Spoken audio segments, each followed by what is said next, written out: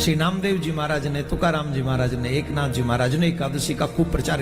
यही वैष्णव संप्रदाय है। हमारे यहाँ एकादशी का बहुत बड़ा महात्मा होता है। कौन कौन व्रत रखते एकादशी का? ये देखो, ये संतों का प्रभाव है कि नहीं, ये कथाओं का प्रभाव है कि नहीं। देखो, अगर यहाँ 100 आदमी बैठे हैं तो 95 लोगों ने हाथ उठा दिया, हम व्रत रखते हैं। 5 ही रह गए होंगे जैसे तैसे बेचारे, कोई थोड़ा हो सकता है कोई बीमार भी हो, नहीं भी रह सकते हो, दवा भी लेते हो, कईयों की दवा भी होती है। और कई लोग वैसे भी होते हैं, आए काशी है, कई लोग वैसे भी होते हैं, अरे देख लेंगे काशी, कुछ नहीं होते। कुछ लोग वैसे, पर शास्त्रों में कहा गया है 7 बरस से ऊपर और 60 बरस के और बाद, इनके बीच में जो लोग हैं उनको एकादशी रखनी ही चाहिए। वैसे तो शरीर जब तक सामर्थ्यवान रहे तब तक एकादशी रहनी चाहिए। शरीर जब तक अलाउ करे, मतलब लगे कि मैं 75 साल के बाद भी चल रहा है, शरीर सही चल रहा है तो करो। फिर बीच में आप पारायण कर सकते हो, आप एकादशी का उत्थापन कर सकते हो, बीच में कर दो, उसके बाद भी व्रत रख सकते हो। लेकिन एकादशी का बहुत बड़ा महात्मा है। हमने एक संत के मुंह से सुनी थी ये बात, और बड़ी मजबूत पक्की बात है। जिसने जीवन में विधि विधान से मात्र 11 महीने की एकादशी रह ली हो, मात्र 11 महीने, 11 दूनी 22,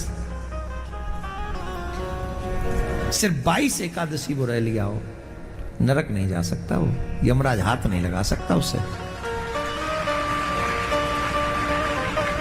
ये तो हमने शास्त्रीय बात बता दी। अब एक साइंटिफिक बात और बता देते हैं। एकादशी का व्रत करने वाला मनुष्य कभी भी कैंसर से पीड़ित नहीं होगा।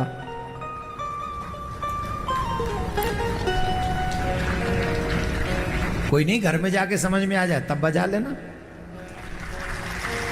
हाँ,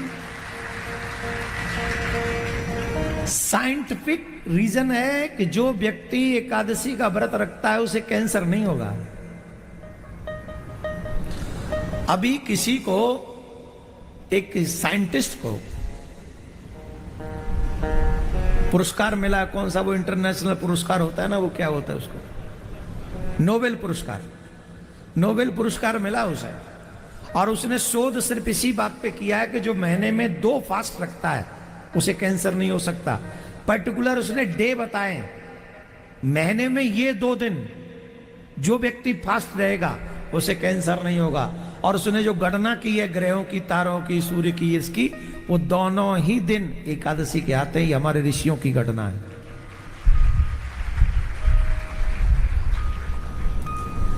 जिस साइंटिस्ट को नोबेल पुरस्कार मिल गया हो और वो इसको शोध करके बता रहा हो, और अगर हमारे ऋषि मुनि वही बात बता दें तो आपको अपने ऋषि मुनियों पे विश्वास। घर में हर दिन 100 आदमी आए, हर दिन लगातार 15 दिन बैठे ही रहे 100, और कमरा 2 ही। अब बताओ क्या प्रार्थना करोगे भगवान से? यही करोगे ना, भगवान एक दिन तो इस 2 कमरे को खाली करवा दो, कम से कम साफ कर दूं, एक दिन तो खाली करवाओ, हाँ या ना? और जब वो 100 के 100 बाहर चले जाएं एक दिन के लिए, तब कमरे को कैसा फील होता है? OMG, now I feel relax. सब गए, खाली हो गया। वो कमरा कोई और नहीं, ये मोटा छोटा पेट ही तुम्हारा कमरा है। इसमें 1000 चीजें डालते रहते हो, ले ये गोलगप्पे खा लूं हुल्लो, दही बड़ा खा लूं हुल्लो, परांठे खा लूं हुल्लो, पुआ खा लूं हुल्लो, खीर खा लूं हुल्लो। अरे महाराज हुल्ल ही हुल्ल है रही है। इतना इतना चावल खा जा रहा है, यूं यूं भर भर के खाई जा रहा है। पत्तल भी कह रही है कि थोड़ा कर दे, बोले नहीं और आने दे। पूरा हुल्ल ही हुल्ल हो रहा। अब पूरे 14 दिन हुल्ल ही हुल्ल।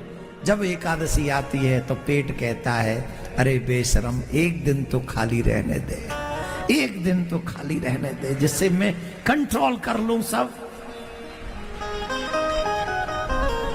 तो जब आप एकादशी के दिन खाली रखते हो, उस दिन पेट जो है संतुलित हो जाता है। पूरे 12-13 दिन की जो खवाई है ना आपकी, वो सब साफ हो जाता है। इसलिए हर अभी देखो, रमजान में हमारे मुसलमान भाई हर बच्चे को रोजा रखवाते हैं।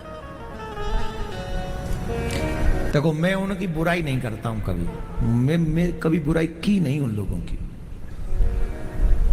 और की होगी तो की होगी, पर मैंने नहीं की।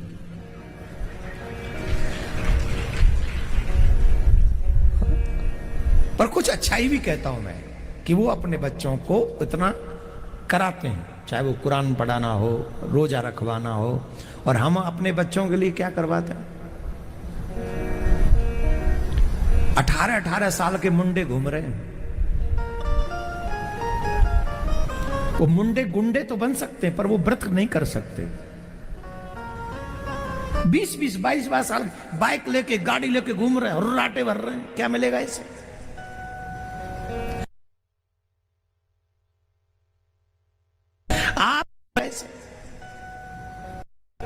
आप क्रिया में डाल देंगे, बनेंगे।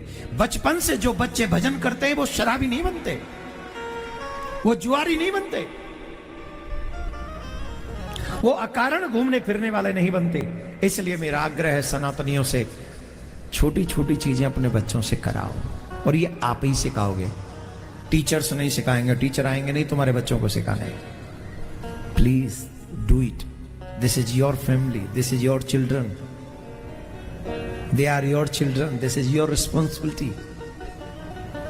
आप उन्हें गुड, अच्छा मानव बनाओ, और इतना अच्छा मानव बनाओ कि यहां भी वो इंजीनियर, डॉक्टर जो बनना है बने, और वहां भी जब जाएं तो भगवान के भक्त बन के जाएं, और ठाकुर जी के भक्त कहें वाह, एक भक्त हमारे यहां आ गया है। देवता भी खड़े होकर उनका स्वागत करें। इस कथा के बाद पाप मत करना, मैं गारंटी से कहता हूं, देवता सैल्यूट मारेंगे तुम्हें जब भी जाओगे वहां।